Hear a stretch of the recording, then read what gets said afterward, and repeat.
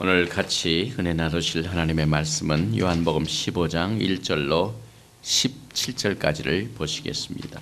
요한복음 15장 1절로 17절까지 공부를 하시겠습니다. 내가 참 포도나무요 내 아버지는 그 농부라. 물은 내게 있어 과실을 맺지 아니하는 가지는 아버지께서 이를 재버리시고 무릇 과실을 맺는 가지는 더 과실을 맺게 하려 하여 이를 깨끗게 하시느니라. 너희는 내가 일러준 말로 이미 깨끗하였으니 내 안에 거하라. 나도 너희 안에 거하리라. 가지가 포도나무에 붙어있지 아니하면 절로 과실을 맺을 수 없음같이 너희도 내 안에 있지 아니하면 그러하리라. 나는 포도나무에 너희는 가지니 저가 내 안에 내가 저 안에 있으면 이 사람은 과실을 많이 맺나니 나를 떠나서는 너희가 아무것도 할 수 없음이라. 사람이 내 안에 거하지 아니하면 가지처럼 밖에 버리어 말라지나니 사람들이 이것을 모아다가 불에 던져 사르느니라. 너희가 내 안에 거하고 내 말이 너희 안에 거하면 무엇이든지 원하는 대로 구하라. 그리하면 이루리라. 너희가 과실을 많이 맺으면 내 아버지께서 영광을 받으실 것이요 너희가 내 제자가 되리라. 아버지께서 나를 사랑하신 것 같이 나도 너희를 사랑하였으니 나의 사랑 안에 거하라. 내가 아버지의 계명을 지켜 그의 사랑 안에 거하는 것 같이 너희도 내 계명을 지키면 내 사랑 안에 거하리라. 내가 이것을 너희에게 이름은 내 기쁨이 너희 안에 있어 너희 기쁨을 충만하게 하려 함이니라. 내 계명은 곧 내가 너희를 사랑한 것 같이 너희도 서로 사랑하라 하는 이것이니라. 사람이 친구를 위하여 자기 목숨을 버리면 이에서 더 큰 사랑이 없나니 너희가 나의 명하는 대로 행하면 곧 나의 친구라. 이제부터는 너희를 종이라 하지 아니하리니 종은 주인의 하는 것을 알지 못함이라. 너희를 친구라 하였노니 내가 내 아버지께 들은 것을 다 너희에게 알게 하였음이니라. 너희가 나를 택한 것이 아니요 내가 너희를 택하여 세웠나니 이는 너희로 가서 과실을 맺게 하고 또 너의 과실이 항상 있게 하여 내 이름으로 아버지께 무엇을 구하든지 다 받게 하려 함이니라. 내가 이것을 너희에게 명함은 너희로 서로 사랑하게 하려 함이로라. 아멘. 저는 여러분과 함께 요한복음 강해 20장 20번째로 15장 1절에서 17절까지의 말씀을 본문으로 하여 내가 참 포도나무요 이와 같은 제목으로 같이 말씀을 나누겠습니다. 중동의 평화 중재를 위하여 미국의 포웰 국무장관이 갔지만은 결국은 실패를 하고 오늘 미국으로 다시 돌아옵니다. 중동의 평화는 앞으로 우리가 살고 있는 이 시대에 가장 큰 이슈로 남게 될 것입니다. 부시 대통령은 또 한 번 이란과 이락과 또 북한을 악의 축이라는 반어로 재강조를 했습니다. 왜냐하면 우리가 살고 있는 조국의 북쪽에 있는 이 북한이 이 아랍 세력들의 테러 행위를 돕는 나라들에게 집중적으로 무기를 팔고 있습니다. 그래서 평양에 있는 큰 그 호텔은 세계 무역상의 거래장이 되고 있습니다. 세계 무역상의 사교장이 되고 있습니다. 그래서 악의 축은 이렇게 악을 계속해서 다른 나라에게 수출함으로 말미암아 또 큰 악을 만들고 또 큰 악을 막는데 그와 같은 일에 북한이 사용되고 있는 것은 이것은 보통 일은 아닙니다. 한국 교회가 이를 위하여 집중적으로 기도를 해야만 됩니다. 물론 한국에는 평화가 또 통일이 필요합니다. 그러나 지금 테러 행위를 앞세우고 또 겉으로는 평화를 말하는 야스 아라팻 이 피에로가 똑같이 겉으로는 평화를 말하나 뒤로는 무기를 팔고 악을 도모하고 있습니다. 그래서 우리는 이 시대에 시대적인 모든 내용들을 돌아가는 사건으로 해석을 하지 말고 하나님이 여러분과 저에게 주신 앞으로의 될 일을 말씀하신 예언의 말씀을 가지고 이것을 풀어나가야만 우리가 정확한 신앙생활을 할 수가 있습니다. 그리고 지금 여러분이 이미 아시다시피 김해에 내리려던 중국 민항기가 그만 추락을 해가지고 거기에 있는 많은 희생자가 났습니다. 뉴스를 들으니까 이 해외여행을 처음으로 한 가족들이 많은데 이것을 10년 동안 개를 부었대요. 그래가지고 이제 한번 참 해외여행도 한번 가봐야 되겠다 하고 갔다 온 것이 큰 화가 되었습니다. 저는 그 잔해가 있는 사고 현장의 뉴스를 지켜보면서 그 참 채로 뒤덮인 그 영혼들이 다 어디로 갔는가. 지금 사람들은 시신을 찾고 있습니다. 아직 2 시신을 발견하지 못했는데 큰 날개 밑에 이렇게 깔려 있는지 지금 계속해서 그걸 드러내려고 하지만은 무거워서 아직 그 밑을 조사하지 못하고 있는데요. 시신을 구하지만은 그러나 육신은 이렇게 사라지나 영혼은 그대로 남아 있습니다. 꽝 하는 순간 그 영혼들이 화염 속에 그만 휩쓸려 가지고 목숨을 잃어버렸습니다. 그 순간 영혼은 이제 둘 중에 한 곳을 찾아가야만 합니다. 주님을 구세주로 영접한 사람은 주님의 품 안에 안기게 될 것이요, 그날의 기쁨의 날인 것입니다.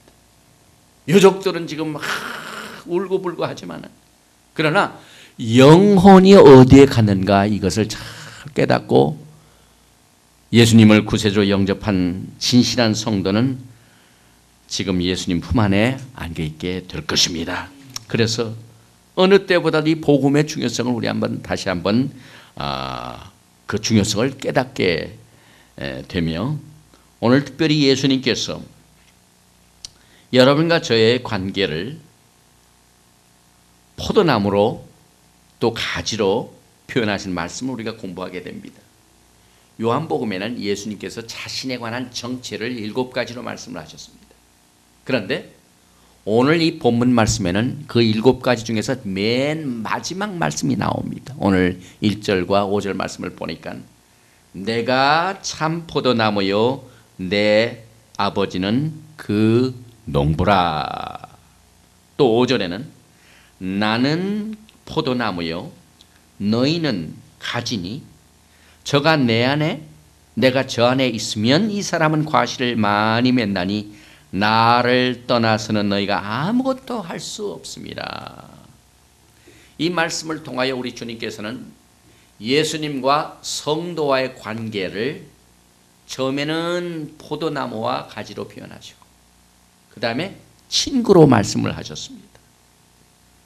우리는 예수님께 달려있는 포도나무의 가지입니다. 가지의 생명은 나무에 붙어 있어야만 됩니다.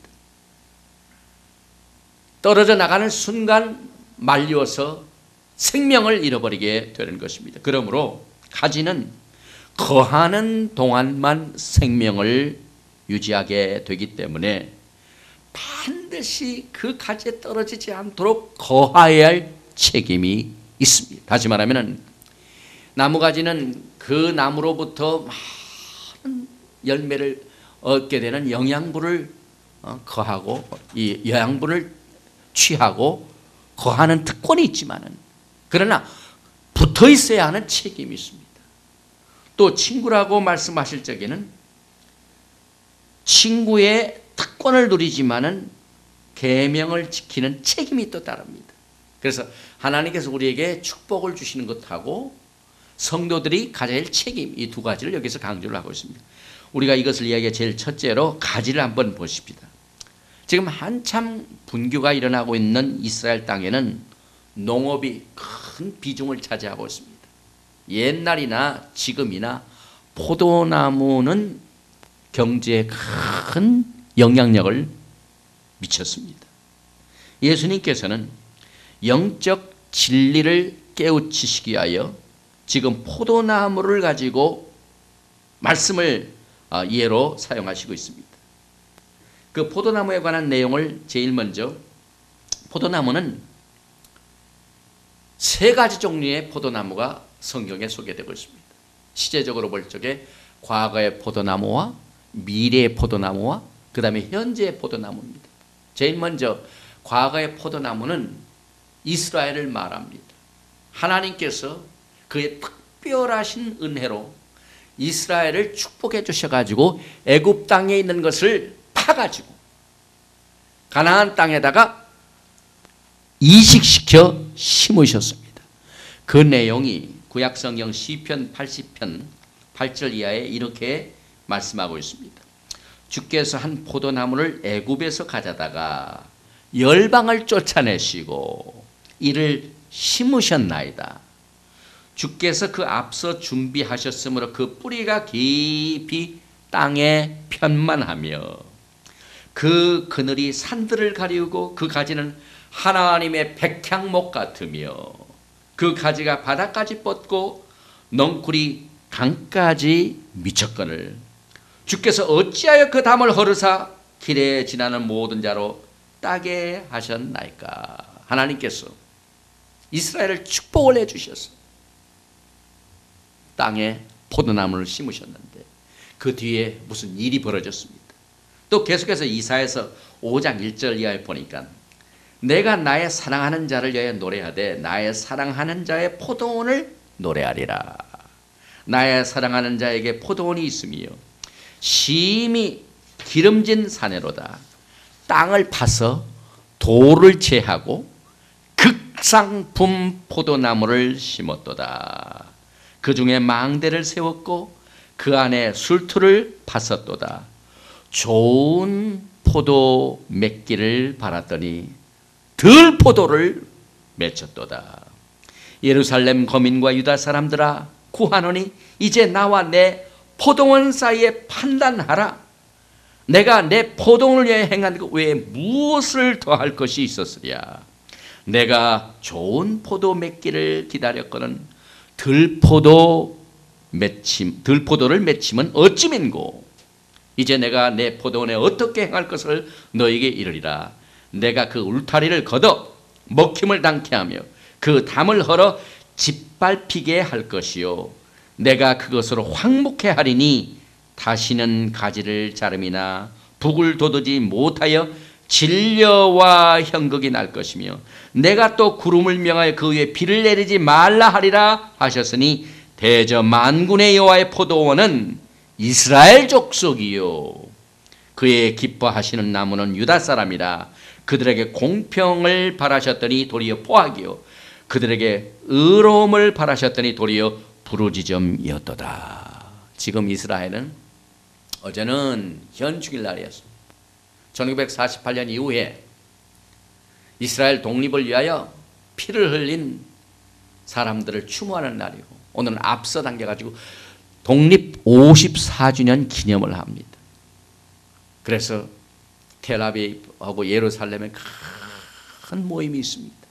또 어저께는 워싱턴 DC에서 미 전역에 있는 유대인들이 한 곳에 모여서 이스라엘을 지지하는 대회를 열었습니다. 뉴욕에 살고 있는 어떤 의사는 젊은 의사입니다. 막 손님들이 밀려와 가지고 환자가 많은데도 전부 다른 유대인이 아닌 다른 의사 하나를 꿔가지고 환자를 맡기고 난 뒤에 이스라엘을 지지하는 이것을 위하여 모였습니다. 모여서 또 끝까지 이 이스라엘이 테러의 위협으로부터 끝까지 우리가 이겨야 된다 하는 골기대회를 열었습니다. 저는 그 모습을 여러 신문사와 또 통신사가 칼라 사진을 전송하는 것을 우리 인터넷에서 실었는데 그 다윗의 별이 있는 국기가 이렇게 날리는 것을 보니까 하나님께서 정말 이스라엘 백성들은 참 기적 중의 기적입니다. 극상품 포도나무를 심었지만은 들포도나무를 거뒀습니다. 그래서 그 포도나무가 담 밖에 넘어가지고 사람들로 하여금 따게 하고 비를 내리지 않아 열매를 맺지 못하게 하는 극한 어려움이 있었지만은 그러나 하나님의 계획이 끝내는 이스라엘을 구원하시는 계획이 있기 때문에 아직도 지금 살아 있습니다. 이 성경에 나오는 포도나무는 과거의 이스라엘이 하나님의 축복을 받아가지고 시작할 때 나타나는 과거의 포도나무가 바로 이스라엘인 것입니다. 그런데 앞으로 미래의 포도나무가 있습니다. 이것은 이스라엘이 아니라 요한계시록 14장을 보면은 전 세계에 있는 하나님을 대적하고 또 가짜로 믿는 사람들을 심판하는 무서운 심판의 날이 임합니다.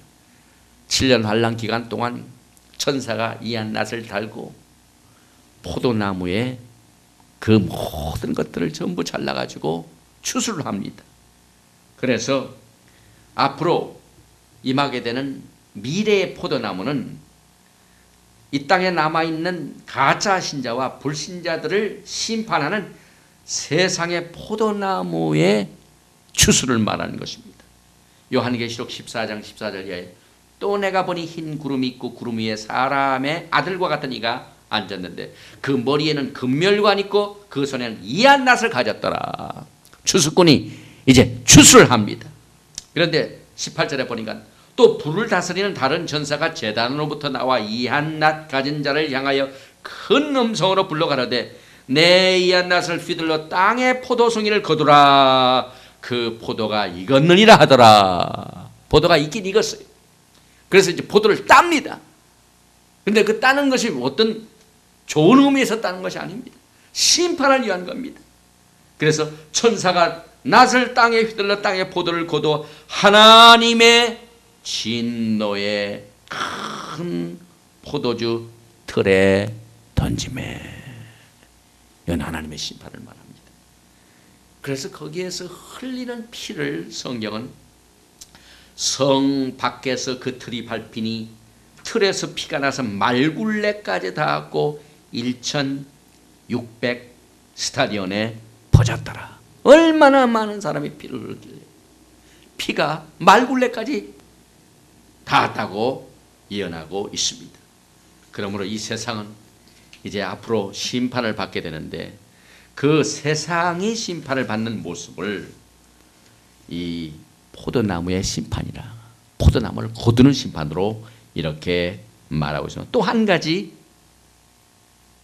포도나무가 있는데 현재의 참 포도나무가 있습니다. 오늘 본문 말씀에 내가 참 포도나무요 내 아버지는 그 농부라.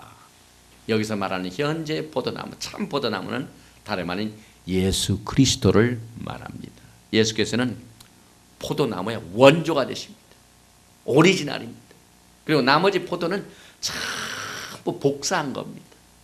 지금 한국에 월드컵전을 앞두고 이 100불짜리 달러 위조 지폐가 굉장히 많이 지금 유행을 한답니다. 그래서 한국은행 비롯해서 각 은행의 직원들을 모아다가 특별 훈련을 시킵니다. 어떤 게 진짜인지 어떤 게 가짜인지 구별시키는 특별 훈련이 있습니다. 뭐 아무리 참 비슷하게 만들긴 말지만은 진짜하고 가짜는 반드시 차이가 있는 법이에요. 그 요령을 잘 알면 알 수가 있습니다. 우리 예수님은 진짜 포도나무십니다. 그리고 나머지는 전부 복사판입니다. 그런데 예수님과 우리 사이의 관계를 포도나무로 말씀하시면서 주님은 포도나무가 되시고 우리는 가지라 이렇게 말씀하셨습니다. 이것은 뭐냐면은 머리와 몸의 관계와 같이 생명의 관계를 말하는 것입니다. 나무와 가지는 생명의 관계입니다. 머리와 몸은 생명의 관계입니다. 그러므로 예수님과 우리 사이의 관계는 살아있는 연합이므로 반드시 열매를 맺게 되어 있습니다. 또한 예수님과 우리 사이는 사랑의 연합 관계이기 때문에 사랑을 받고 축복을 받는 관계입니다. 나아가서 영원한 연합의 관계이므로 휴거시에 공정으로 주님과 함께 연합하여 영원히 같이 살게 될 것입니다. 이와 같은 의미에서 우리 주님께서는 연합을 강조하시고 생명을 강조하시고 뗄래야 뗄 수 없는 관계를 강조하시면서 포도나무와 가지를 말씀하셨습니다. 그래서 이제 두 번째 이제 가지에 대해 한번 생각해 보겠습니다. 예수님은 포도나무예요. 우리는 가지인데요. 가지 자체만으로는 정말 약하고 쓸모가 없습니다. 일단 가지가 열매를 맺던가 불에 태우던가, 포도나무는 건축자재로는 사용할 수가 없습니다. 그래서 가지가 독립하는 날 죽는 날입니다. 생명이 없습니다. 주님과 우리 사이의 관계는 서로 연합과 교통의 관계입니다. 주님과 우리 사이에 연합을 했습니다. 제가 오늘 저 동부에 살고 있는 우리 둘째 딸 브로니카한테 전화를 받았는데 물세례에 관한 신앙 질문을 한 15분 동안 장거리 전화를 통해 했습니다. 그래서 이제 큰아이가 교회에서 나가는 교회에서 세례를 받습니다. 우리는 그 어린아이 유아세라고 하는데 유아세례를 우리는 하나님 앞에 어린아이를 드리는 헌화식이라고 하죠. 그런데 그 주변에는 어떤 친구가 사람이 예수를 믿고 구원받았지만은 세례를 안 받았으면 구원받을 수가 없다. 그래가지고 마음에 의심이 생겨가지고 저한테 전화가 왔어요. 그래서 제가 전화에 로마서 6장을 서로 얘기하면서 주님과 우리 사이의 연합의 관계를 말씀으로 믿게 되면은 그것이 구원받는 것이요, 물세례는 구원받은 결과에 대한 구원받았다는 것을 증거하기 위한 만인 앞에선 내 신앙의 고백이다. 이렇게 제가 대답을 했어요. 주님과 우리 사이에 어떤 관계입니까? 주님이 죽으셨을 적에 우리도 주님과 죽어서 연합했습니다. 주님이 장사 지낼 적에 우리가 물속으로 들어감으로 말미암아 우리가 주님과 연합했습니다. 주님이 부활하신 것을 통해서 우리가 물속에서 나온 것으로 부활과 연합을 하는 것입니다. 이렇게 해서 우리 주님과 우리 사이는 연합과 교통의 관계이기 때문에 그 관계에서만이 의미가 있습니다. 그래서 고린도전서에 나오는 몸과 지체의 관계가 있죠.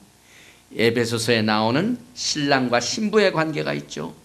요한복음 10장에 나오는 양과 목자의 관계가 바로 이 관계를 잘 말해주고 있습니다.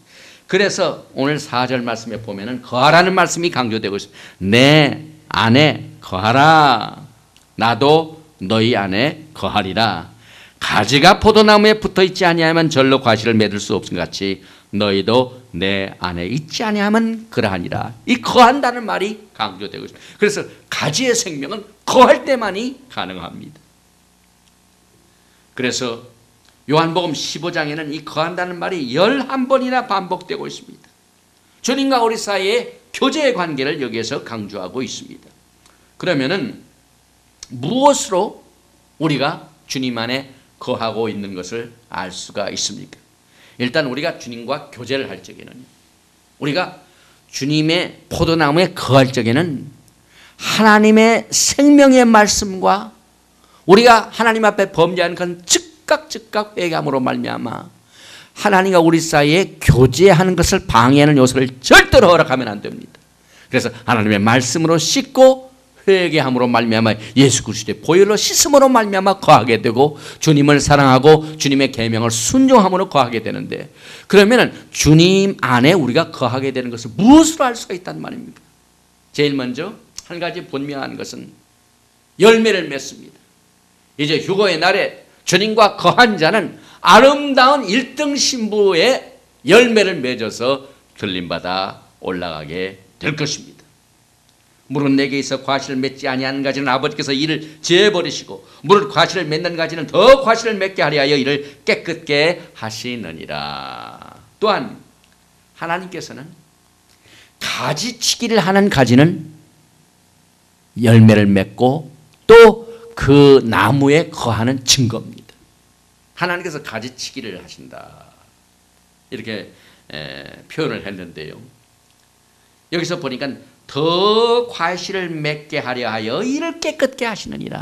하나님께서 우리를 말씀으로 깨끗게 하심으로 말미암아 더 많이 과실을 맺을 수 있도록 가지치기를 하십니다. 이것이 거하는 증거입니다. 더 나아가서 기도의 응답을 통하여 주님 안에 거하는 것을 증거로 삼을 수가 있습니다. 오늘 7절 말씀에 너희가 내 안에 거하고 내 말이 너희 안에 거하면 무엇인지 원하는 대로 구하라. 그리하면 이루리라. 나아가서 우리가 주님을 뜨겁게 사랑하고 주님을 기다리면은 이제 그 영광의 날, 얼굴과 얼굴 마주 보며 주님을 만나게 되는 날, 거하게 되는 날이 우리의 육안의 눈으로도 볼 수 있게 되는 것입니다.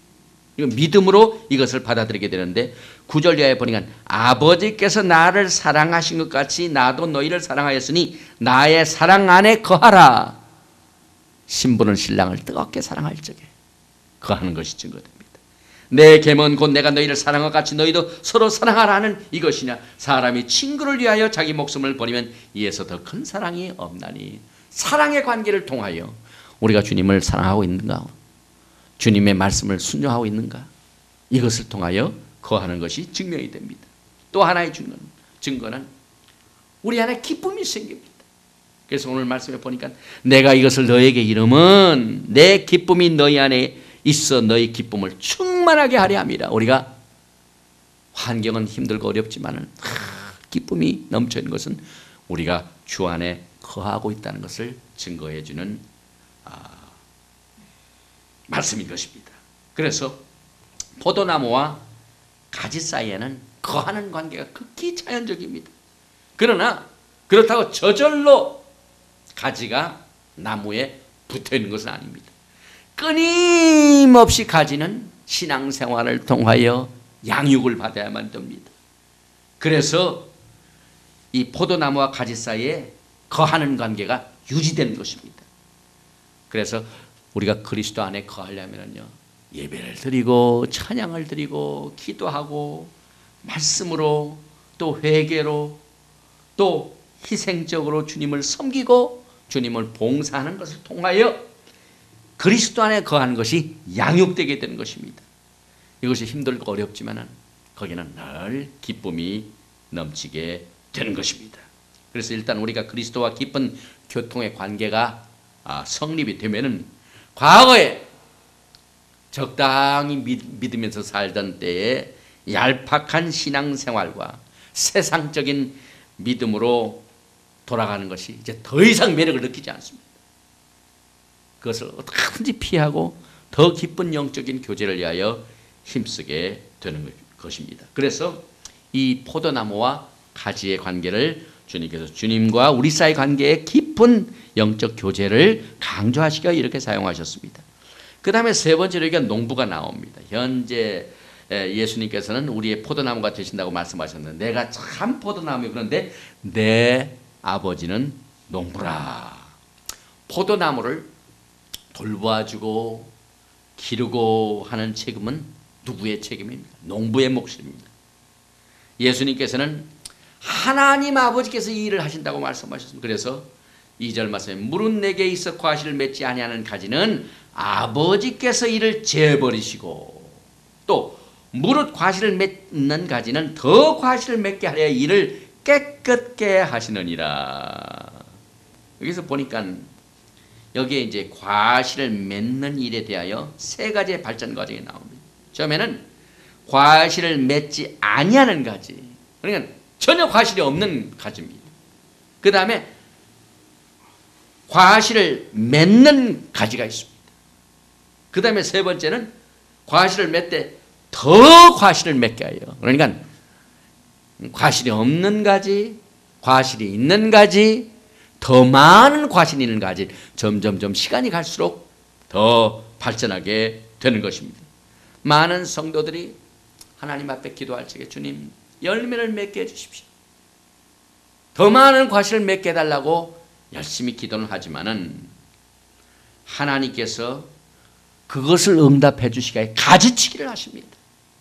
그러나 가지치기를 다 싫어합니다. 오늘 우리가 찬송을 부를 적에 히브리서 12장에 나오는 징계에 관한 말씀을 가지고 찬양을 드렸습니다. 하나님께서 징계를 통하여 우리에게 가지치기를 하십니다. 이 징계를 받는 성도는 사생아가 아니고 하나님의 참 자녀인 것을 증거하는데 하나님께서 가지치기 할 적에 두 가지 방법을 씁니다. 하나는 징계를 사용하시고 하나는 말씀을 사용하십니다. 에베소서 5장 26절 이하에 이는 곧 물로 씻어 말씀으로 깨끗하게 하사 거룩하게 하시고 자기 앞에 영광스러운 교회를 세우사 티나 주름 잡힌 것이나 이런 것들이 없이 거룩하고 흠이 없게 하려 하십니다. 계속해서 하나님께서는 영광의 그날 1등 신부로서 열매를 맺어 주님과 연합하는 그 날을 위하여 계속해서 하나님의 말씀으로 씻어주시고 그 다음에 징계를 통하여 가지치기를 하십니다. 히브리서 12장 5절 이하에 또 아들들에게 권하는 것 같이 너희에게 권면하신 말씀을 잊었도다. 일렀을 때 내 아들아 주의 징계하심을 경히 여기지 말며 그에게 꾸지람을 받을 때 낙심하지 말라. 주께서 그 사랑하시는 자를 징계하시고 그의 받으시는 아들마다 채찍질 하심이니라 하였으니 너희가 참으면 징계를 받기 위함이라. 하나님의 아들과 같이 너희를 대우하시나니 어찌 아비가 징계하지 않는 아들이 있으리요. 징계는 다 받는 것이거늘 너에게 없으면 사생자여 참 아들이 아니니라. 또 우리 육체의 아버지가 우리를 징계하여도 공평하였거늘 하물며 모든 영의 아버지께 더욱 복종하여 살려 하지 않겠느냐. 그러면서 하시는 말씀이 저희는 잠시 자기의 뜻대로 우리를 징계하였거니와 오직 하나님은 우리의 유익을 위하여 그의 거룩하심에 참여케 하시느니라. 무릇 징계가 당신은 즐거워 보이지 않고 슬퍼 보이나 후에 그로 말미암아 연단한 자에게는 의의 평강한 열매를 맺나니. 우리가 징계를 받을 때 얼마나 아픈지 모릅니다. 만약 가지가 말할 수 있는 능력이 있다면 하나님께서 가지치기를 하실 적에 가지들이 소리칩니다. 아버지 하나님의 농부님 너무너무 아파요. 왜 이렇게 우리를 치십니까? 그러나 하나님께서는 그 가지치기를 통해서 우리를 깨끗게 하시고 그것으로 인해 가지고 가지치기 전보다도 더 훨씬 아름다운 풍성한 열매를 맺게 해 주신 것입니다. 그리고 가지치기 하신 두 가지의 목적. 첫째는 썩은 부분을 잘라냅니다. 왜냐하면 그냥 놔뒀다가는 벌레가 나머지 부분을 전부 점령합니다. 수술해버립니다. 그 다음에 살아있는 건강한 부분도 또 자릅니다. 왜 그럴까요? 특정한 곳에 집중적으로 영향력을 공급하기 위하여 쓸데없는 곳은 다 잘라버려가지고 한 곳에 집중합니다. 지금 마지막 때는요.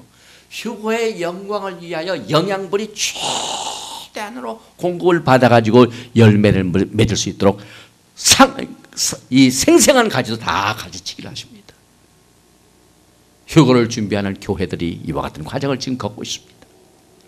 영광의 그날 아름다운 열매로 그리스도의 신부로 들림받아 올라가는 그 열매를 맺기 위한 집중적인 영양분을 그곳에 공급시켜 하여 나머지 가지들 전부 치시는 과정을 우리는 보게 되는 것입니다.